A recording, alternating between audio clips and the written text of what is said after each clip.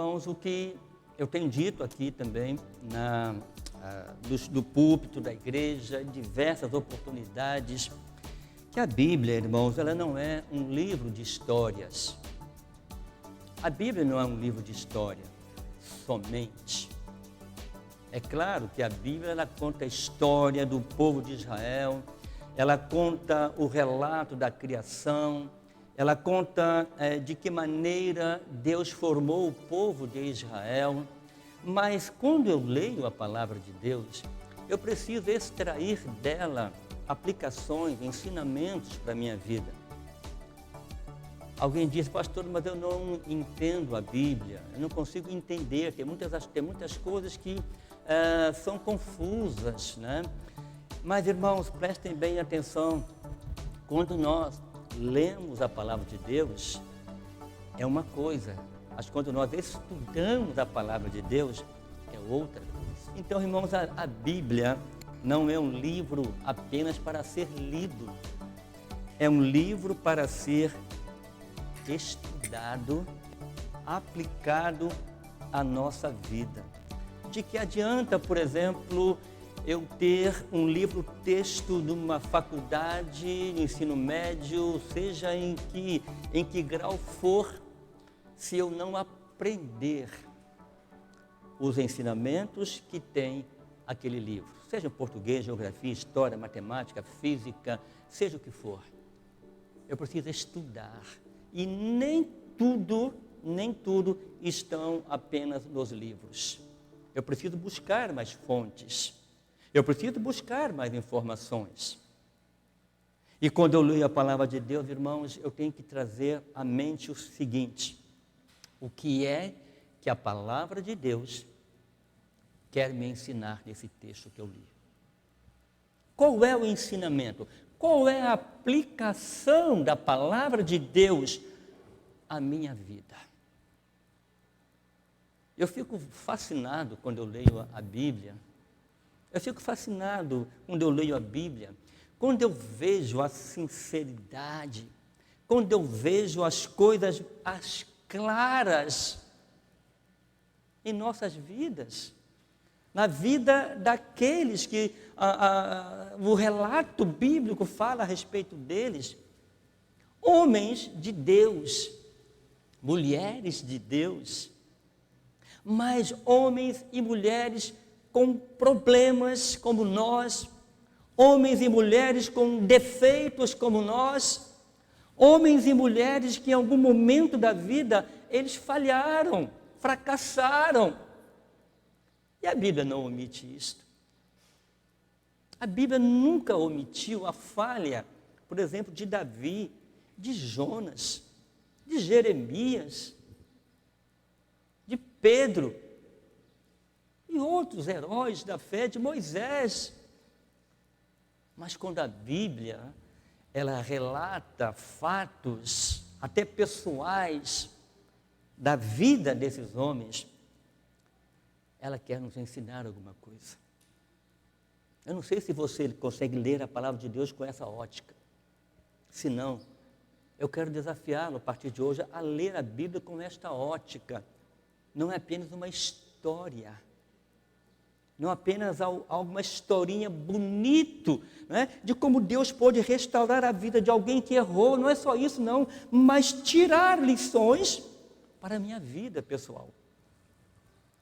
Fato é, irmãos, que isso é um fator determinante na vida de quem quer servir a Deus. Isto é um fator determinante em quem quer experimentar na sua vida um momento, sabe, aquele momento em que Deus toca o seu coração. Muitos já esqueceram disso, muitos já esqueceram. E muitos, como diz o outro, né, como nós podemos dizer, entram no sistema, ou no sistema automático. É um sistema automático, botãozinho, pum! Hoje é dia de ir à igreja. Acabou o culto, pum! Acabou o momento de ir à igreja. Irmãos, eu acho que A igreja de Jesus, ela precisa acordar para muitas coisas. O fato de que nós precisamos experimentar a graça, a misericórdia, o poder de Deus todos os dias de nossas vidas. Há muitos que já entraram no sistema automático há muito tempo e já não faz muita diferença em vir ou não vir à igreja, em estar presente aqui ou não, em cantar ou não cantar, em ouvir uma boa mensagem ou não ouvir uma boa mensagem. Muitos já não fazem mais diferença, porque já entraram no sistema automático. Sabe, eu penso que nós podemos achar, experimentar Deus em nossas vidas. A primeira coisa que eu preciso lembrar, irmãos, é trazer à memória todos os dias o que Cristo fez por mim. Você já parou para pensar nisso? Quantos de nós que estamos aqui, que Deus um dia olhou para nós com misericórdia, como fez com Pedro, estendeu a mão para Pedro e disse: vem cá, Pedro, eu não quero você aí no fundo do mar. Vem cá, Pedro, eu quero te resgatar, Pedro. Eu acredito, irmãos, eu penso que nós precisávamos, vez por outra, voltarmos a fita da nossa vida, rebobinarmos esta fita e trazermos à memória o que Cristo fez por mim, o que Cristo fez por nós. E não é pouco. Muitos de nós que aqui estamos, que Jesus Cristo resgatou lá da lama, resgatou lá do poço fundo, nos deu a mão e direi: sai daí, porque aí não é o teu lugar. Naquele momento fez tremenda diferença. Depois simplesmente entrou no sistema automático. Já não faz diferença mais, já não tem agradecimento mais, já não tem louvor mais, não tem adoração mais. Cantamos como se nós simplesmente entoássemos qualquer música. Quando o David cantou aquela música, é do Lázaro, não é? Senhor, minha oração, não é do Lázaro, não? Eu pensei que fosse. Muitos de nós, irmãos, nos tornamos terra seca. Nos tornamos terra seca, aonde nada cresce, nada brota, e muito menos a sementinha da palavra de Deus. Terra seca. Precisávamos, como essa canção, a letra dessa canção dizer: Senhor, a terra seca sou eu. Senhor, encharca a minha vida. Molha, para que eu possa produzir frutos, coisa que não existem mais. Nós não nos preocupamos mais com isto, em produzir frutos. Produz fruto você, pastor. Produz fruto você, meu irmão, eu não. Eu sou terra seca. Eu sou terra seca. Você já parou para pensar alguns momentos da sua vida? Sabe, existem alguns momentos na sua vida que são marcantes, não é verdade? Na minha vida, por exemplo, algumas coisas marcaram a minha vida. O dia do meu casamento, por exemplo, essa linda jovem ainda, 47 anos casados, 3 namoro noivado, 50 anos juntos. O dia que nasceram os meus filhos, minha primeira neta. O dia que eu fui ordenado ao ministério pastoral. Enfim, tem tantas datas. E não me esqueço, está na minha mente até hoje, o dia em que eu me batizei. A minha igreja, a igreja do Senhor Jesus Cristo, a Igreja Batista do Conforto, a laje dela ficava no nível da rua, então era era um morro, então a laje dela ficava no mesmo nível da rua. E lá nos fundos tinha um poço, um batistério, mas era um poço. A igreja não tinha batistério dentro. Pastor Ari Macharete, 9 anos de idade, ele passou pelas águas. Está na minha mente. Pastor Ari Macharete já está na glória. Mas um homem muito fiel a Deus, com quem eu pude aprender muitas coisas. Então, irmãos, você também tem momentos na sua vida. O que mais te marcou? Nós somos marcados, ou para o bem, ou para o mal. Coisas boas, ou coisas ruins. O fato é, queridos, que existem também momentos em nossas vidas que nós nos sentimos totalmente impotentes. Aí você olha para Deus, aí você lembra de Deus. Aí você olha para Deus e fala assim: Senhor, eu preciso de Ti. Restaura a minha saúde. Não é assim, Roberto? Comigo foi assim. Restaura, Pai, minha saúde. Restaura meu casamento.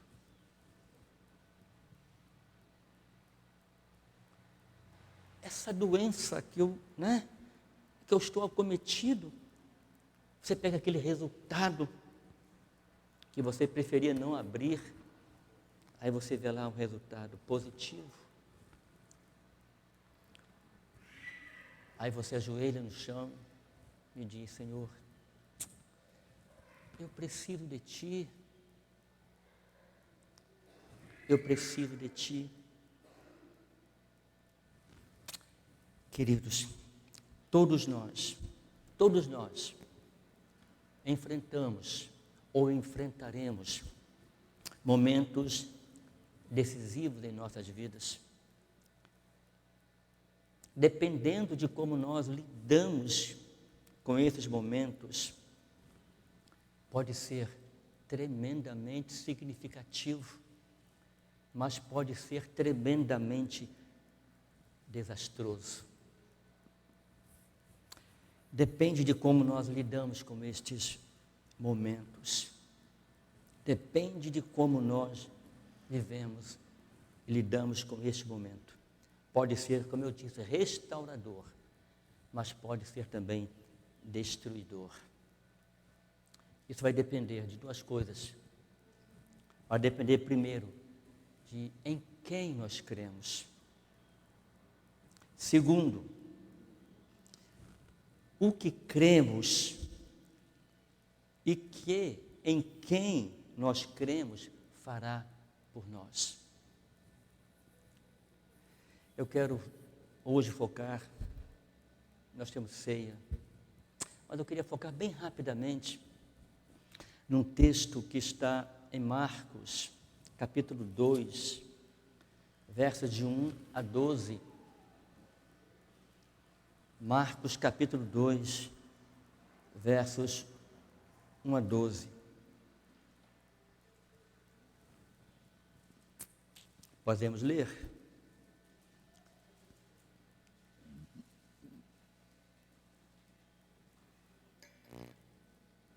E alguns dias depois, entrou Jesus outra vez em Cafarnaum, e souberam que ele estava em casa.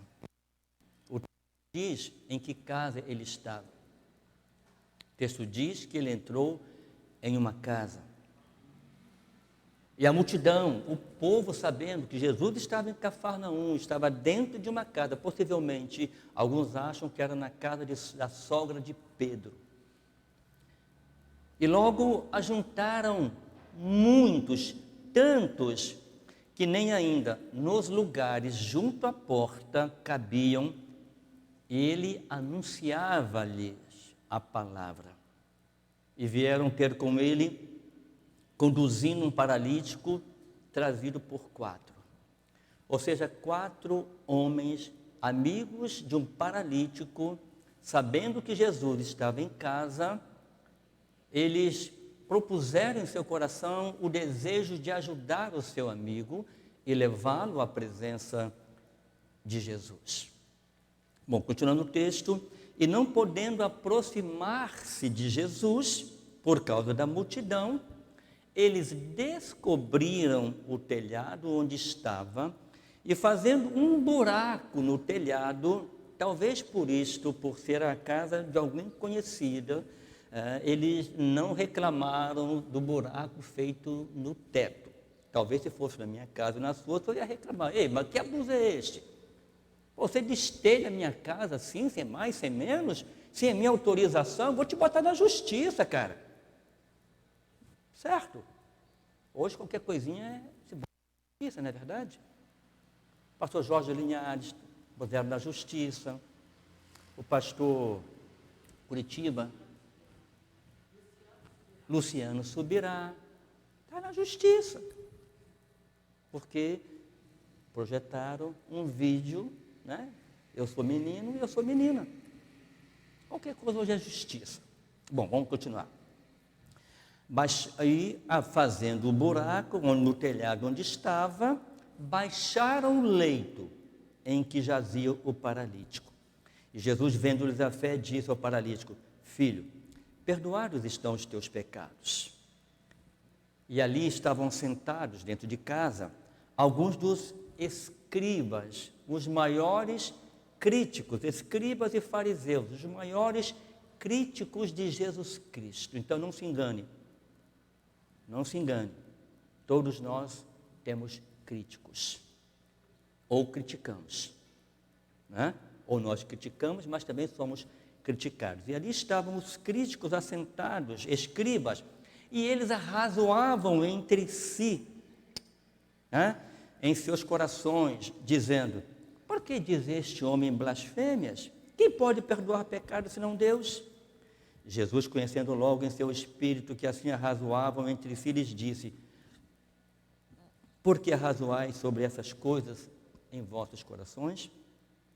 Qual é mais fácil dizer aos paralíticos: perdoados estão os teus pecados?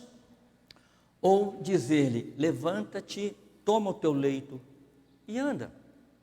Ora, para que saibais que o Filho do Homem tem na terra poder para perdoar pecados, disse ao paralítico: a ti te digo, levanta-te, toma o teu leito e vai para a tua casa. E levantou-se e, tomando logo o seu leito, saiu da presença de todos, de sorte que todos se admiraram e glorificaram a Deus, dizendo: nunca vimos tal coisa. Nunca vimos tal coisa. Irmãos, aqui nós temos alguns personagens, como eu falei, os fariseus, os escribas. Nós temos uma outra personagem que é a multidão. A multidão impedia que aquele paralítico chegasse à presença de Jesus. Nós temos outros personagens que são os amigos do paralítico. Às vezes nós focamos somente nesses personagens, mas o personagem principal aqui não é a multidão, não são os fariseus, os escribas, e muito menos a multidão que impedia o acesso do paralítico à casa. Mas o foco principal aqui, o personagem principal aqui, se chama Jesus Cristo. Jesus Cristo. Então, irmãos, eu queria, bem rápido nesta manhã, não vou nem tecer muito comentário por causa do nosso horário. Esse fato narrado aqui, que nós lemos em Marcos capítulo 2, ao mesmo tempo que é emocionante, ela também nos leva a ver como Deus pode ser visto em momentos decisivos na nossa vida. Além de ser emocionante, nos mostra como Deus pode ser visto, enxergado em nossos momentos decisivos da nossa vida. Esse texto também ilustra o que acontece quando a igreja de Jesus Cristo, né, que pertence a Jesus Cristo, vai ao seu encontro. Por isso que eu disse, irmãos, que nós precisamos trazer à memória tudo aquilo que o Senhor Jesus Cristo fez por nós, não simplesmente como pessoas, mas como igreja. Sabendo que a igreja ela precisa desenvolver o seu papel dentro da comunidade aonde ela está inserida. E aqui nesse texto nós vamos perceber isto. O que acontece quando a igreja vai ao encontro de Cristo? E nós vamos focar em Cristo e nos amigos do paralítico. Então, quando nós, como igreja, vamos ao encontro de Cristo, nós esquecemos o preconceito. Nós passamos por cima do preconceito. O próprio nome já diz, é um conceito antecipado das coisas. Marcos capítulo 2, versículo 3 diz, e vieram ter com Jesus, conduzindo um paralítico, 4 amigos. Irmãos, o paralítico era uma pessoa rejeitada por causa da sua enfermidade. O que me chama a atenção é que a doença poderia ter consequência do pecado daquele homem. Nem sempre a doença, né, tem a ver com pecado, mas quem olhava para aquele homem diz, ele pecou para estar nessa situação. Lembra de Jó? Ele pecou para poder ser punido desta maneira. E quando chega o momento decisivo com Jesus, Jesus deixa isso bem claro. O que Jesus disse para ele? Perdoados estão os teus pecados. Perdoados estão o seu pecado. Mas, irmãos, alguém se importou com ele.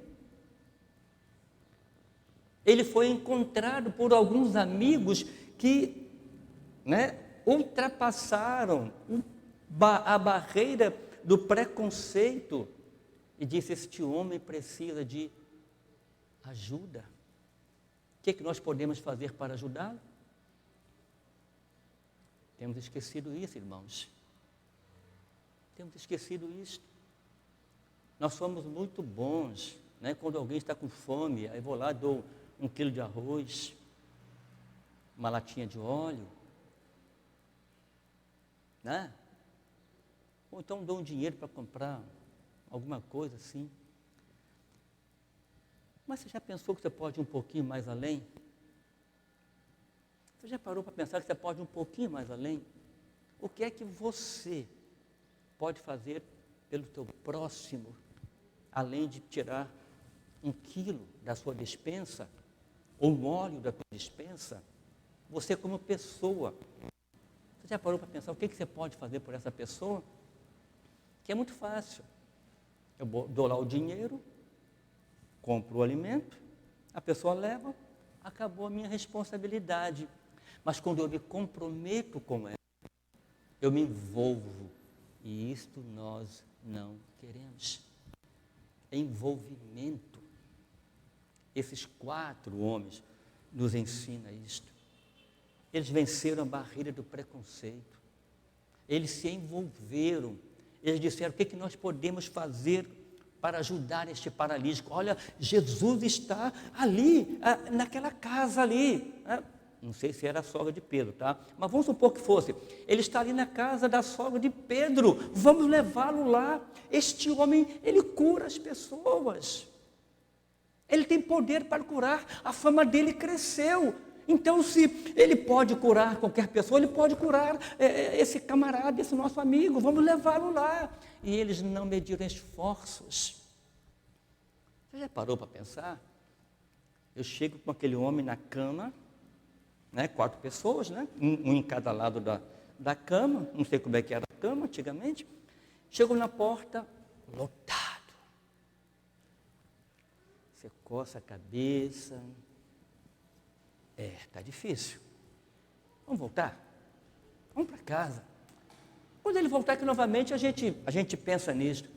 Talvez esse seria o meu pensamento, a minha atitude, talvez a sua também. Mas eles não.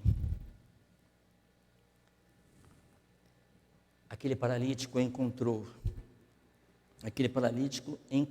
um grupo de pessoas que deixou de lado o estigma de pecador que ele era considerado e o amou apesar do pecado. Irmãos, é isso que Jesus Cristo ensina para nós.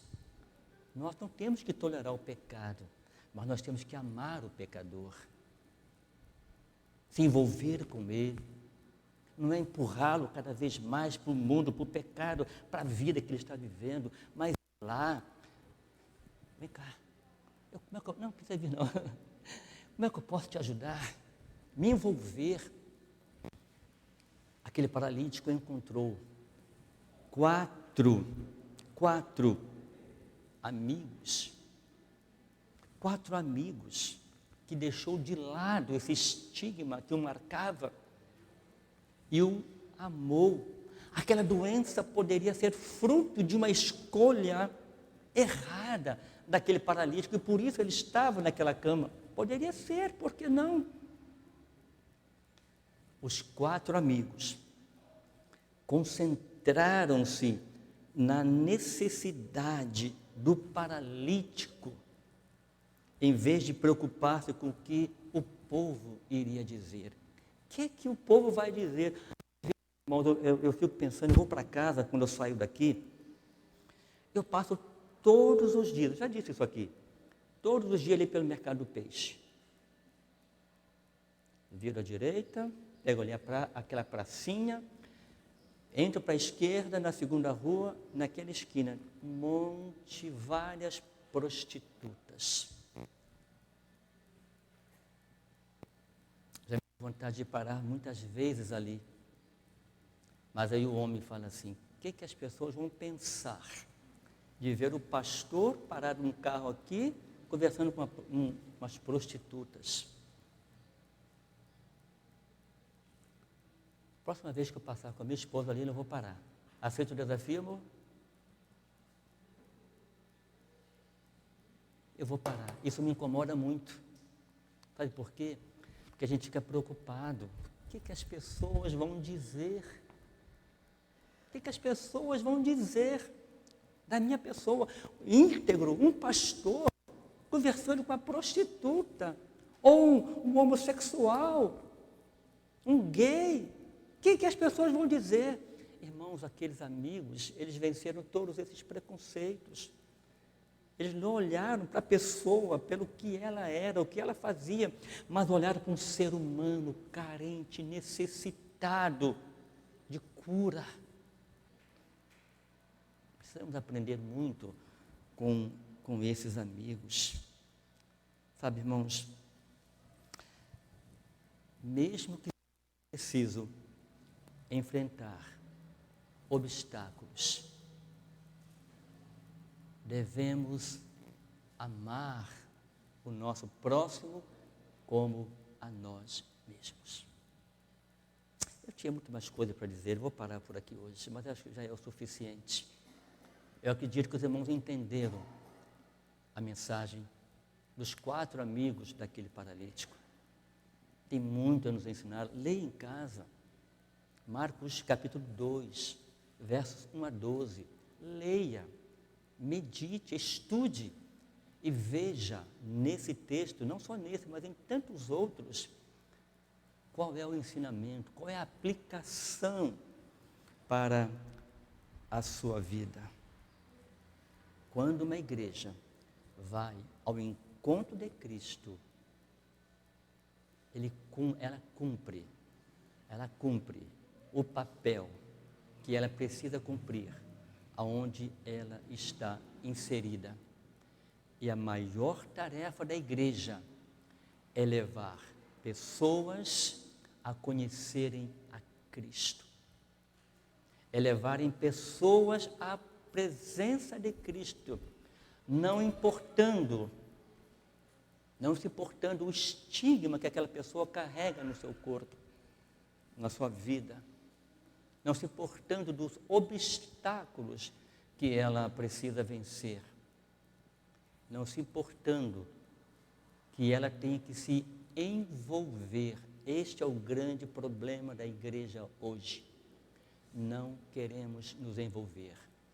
Achamos que o dinheiro resolve o problema daquela pessoa, que o alimento resolve o problema daquela pessoa, que uma cesta básica resolve o problema daquela pessoa, quando no fundo o problema é muito maior. Ela está desempregada. Por quanto tempo dura uma cesta básica? Um mês? Talvez menos, dependendo da família. E o emprego? Será que a gente não poderia correr atrás de um emprego para essa pessoa, ajudá-la, encaminhá-la, dizer para ela, olha, tem um tal lugar assim, estão precisando de alguém para trabalhar. Vamos lá. Tem um amigo meu que tem um negócio assim, assado, quem sabe ele consegue um emprego para você iniciar, né? Recomeçar novamente a sua vida. Irmãos, oração é muito bom. Orar pelas pessoas é excelente. Mas esse texto nos ensina que nós precisamos ir mais do que orar, se envolver, amar, sem preconceito, sem barreiras, para poder ajudar o nosso próximo. Senão, que evangelho é este? Que evangelho é esse que nós vivemos? Eu vou à igreja, ouço o pastor falar, canto com o ministério de louvor, depois eu desligo o automático, minha vida volta ao normal, né? Como se nada tivesse acontecido. À noite, né? 18 horas, pum, liga novamente o botãozinho, agora eu não estou mais, agora eu sou cristão, eu vou lá, assisto o culto, acabou, pum, desligo, vou para casa, acabou, nada mais acontece. É esse evangelho, irmãos, que nós queremos viver? É esse evangelho? É muito pouco, irmãos. É muito pouco. Jesus quer muito mais da igreja. Muito mais. Talvez você não tenha se apercebido disto. Ei, traga à sua memória aquilo que Ele fez por você. Será que o teu próximo, teu vizinho, o teu parente, aquele íntimo seu, não merece também o mesmo que você recebeu? Pense nisso, irmãos. Pense nisto. Se há algum valor, aplique na tua vida. Se não, continue vivendo essa vida que você tem vivido, quem sabe eu tenho vivido também. Tranquilo, sem me envolver, né? Vida leva eu, vou levando a minha vida, assim, está bom demais. Mas é importante, irmãos, que como igreja, nós pensemos nisso com muito carinho. Deus quer muito mais, mas muito mais de nós do que nós temos feito. Amém? Feche teus olhos, vamos orar? Querido Deus, Pai, muito obrigado por esta manhã. Muito obrigado porque a Tua palavra sempre nos ensina, sempre nos confronta. A Tua palavra, ó Deus, ela sempre nos coloca de frente com uma necessidade. Primeiro nossa, e depois com o próximo. Primeiro conosco, depois para com o próximo. Então, Senhor, nesta manhã, eu quero te pedir, ó Pai, ministra em nós, ó Pai, a unção do Teu Espírito Santo, para que nós sejamos a igreja que o Senhor deseja que nós sejamos. Ah, Pai, eu sei que muita coisa precisa ser mudada na minha vida, na vida de tantos aqui, Pai. E o primeiro delas é entender que o maior dos mandamentos não é ser membro de uma igreja, não é pertencer a uma comunidade, mas o maior dos mandamentos é amar o Senhor sobre todas as coisas, todas, e amar o próximo como a nós mesmos. Isso é difícil, Pai. Muitos não querem.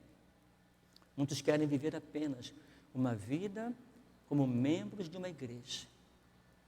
Que nesta manhã nós possamos nos achegar a Ti. Oh, Pai, não de roupa, Pai, mas de espírito. E dizer, Senhor, reveste-nos com a Tua graça, com a Tua unção, com o Seu poder, aquele mesmo poder que o Senhor ungiu, manifestou na vida dos apóstolos, e recebereis poder que há de vir sobre vós, e sereis testemunhas, ó Pai. A Tua igreja precisa ser testemunha daquilo que o Senhor tem feito em cada um de nós. Por isso, ó Pai, revista-nos com a unção do Teu Espírito Santo, para que não sejamos mais as mesmas pessoas, ó Pai, que temos sido, mas que haja, Senhor, uma mudança interior, que com certeza reflete no exterior.